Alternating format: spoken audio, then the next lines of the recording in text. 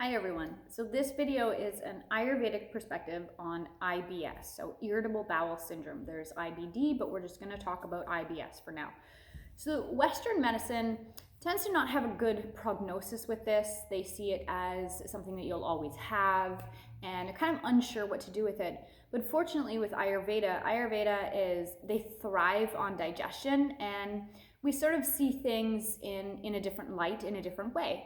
And the wonderful thing is that the gut, the intestines, the liver, they can regenerate in just 2 weeks. So according to Ayurveda, IBS can be cured, can be essentially cured, let's say cured, but also healed, might be a better word, in just 2 weeks. And that really depends on what you're doing with your gut, with your food, with your intake, and all of that. Now, Ayurveda also sees that there's a lot of connection between the gut-brain connection, that there is a psychological element to it, that stress plays a role in it. And what's interesting is that more women tend to experience IBS as opposed to men. But according to Ayurveda, everyone has IBS. So what does that mean, everyone has IBS? Okay, so let's think for a moment. You know that butterfly feeling that you get in the pit of your stomach, those nerves, right? You're kind of coming up to maybe a big event and you feel a little bit nervous and you feel that butterfly feeling. Well, you might have a touch of diarrhea. You might have a touch of constipation, right? And essentially that is something irritating the bowels. Okay? So according to Ayurveda, also, there are many different types of IBS. And so I'm just going to go over the three types, not necessarily the main types, but 3 types anyway. So one that has to do with Vata, one that has to do with Pitta, and one that has to do with Kapha. Now, first, the one that has to do with Vata tends to be a more dry, cold type IBS. And what that means is that it tends towards constipation.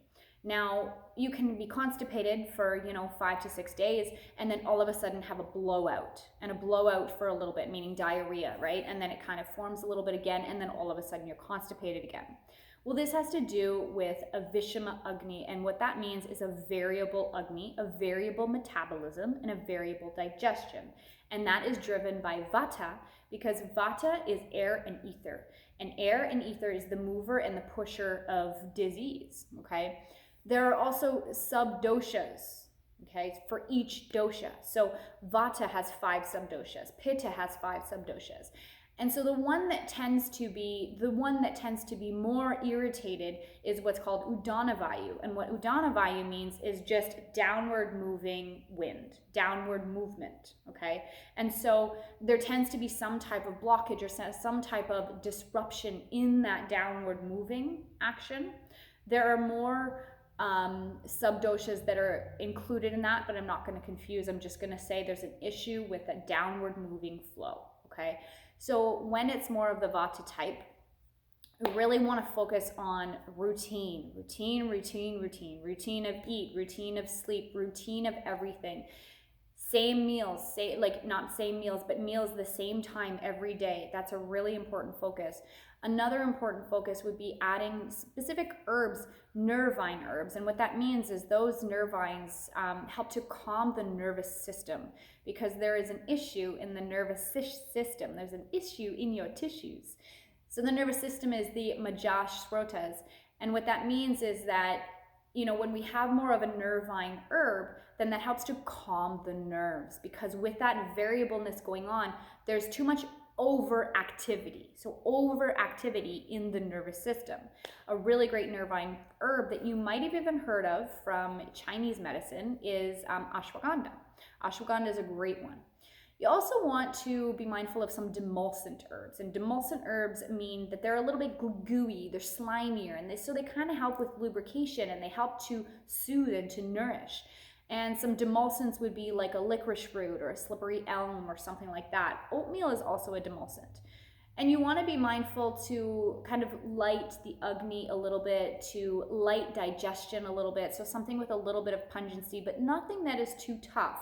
So a really great herb for that would be cardamom, because cardamom is said to not be quite so heating, but it's a really great digestive. So it's a really great digestive herb. So that can really help in a Vata type IBS. Now there is a Pitta type IBS, a more Pitta type. Pittas tend to have stronger digestion, but it might be more hot symptoms. So it might be something like experiencing acid reflux, experiencing ulcers, experiencing gastritis, experiencing bouts of diarrhea where there's just too much heat, too much toxins in the blood. And what we want to do for that is we want to calm the nervous system again. So we really want to focus on nervine. So ashwagandha is a great nervine. I'm not going to say too many. So that one can be a really great one to focus on. But we really also want to focus on calming and cooling that excess heat. And so, sweet foods, but like berries and things like that really help. Also, routine. Okay, all of those routines, they stick with each dosha. And another herb that's really, really great for digestion and that is wonderful to calm the nervous system is called amalaki. And that is an Ayurvedic herb that is really great to calm and to soothe. You could also use some coconut oil or anything coconut. That is also really wonderful. Just the coconut milk or the water from maple syrup. So just the water that comes out of the tree, that is a really wonderful tonic for a more Pitta type.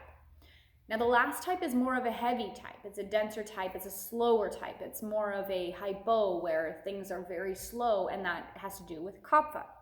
And so when we have more of a kapha type IBS, things are just slower and they're just not moving. And so it's not so much that it's kind of irritated, it's just kind of, right? It's really slow.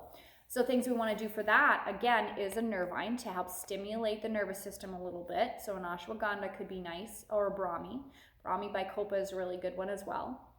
But we want more lightness to our diet. We still want to focus on the routine, but we want to bring more lightness to our body, to our day. So even honestly, just getting yourself moving a little bit more. Kaphas really benefit from exercise, and they benefit from kind of being more mindful of your portions, right? Because kaphas tend to want more. They just want excess, and that's okay. But it's just something to be mindful of. So some movement, a nice 20-minute walk every day, power 20-minute walk right in the morning in the kapha time of day would be wonderful.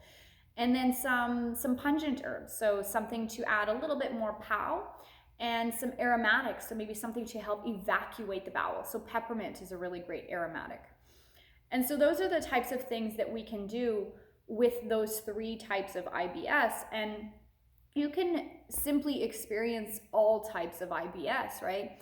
I know for myself, I experience some IBS when I'm going away somewhere. So let's say I'm going camping and I'm going canoeing for a few days. My bowels don't move very well because it's weird. You're in the bush, or I'm going to visit the in-laws, or I'm going to visit somewhere on a trip, and it's just the whole pooping in different places is just weird and awkward, right? So I experience a little bit of that, right? So I'm sure that we've all experienced a little bit of that, and some of us can be super sensitive, especially if it's more of that Vishama, that variable Agni. Then that's when IBS tends to be more of a long-term thing. And it's really, really difficult because it's said that in Ayurveda that worry causes IBS and IBS causes worry. So it's just that loop and it's just that cycle, right? It's that disconnection, or that not following your gut feeling, not following your heart, not following sort of the mind, the consciousness, right? So nervines, again, are really, really great for all type IBS. And just practicing a little bit more compassion, a little bit more care, some meditations or something to calm that overactive nervous system. So those nervines, again, ashwagandha or Brahmi by Copa are some really great ones. If you have any other questions about this, feel free, reach out or post a message in the comments of this video that you're seeing right now. And have a great day. Bye, guys.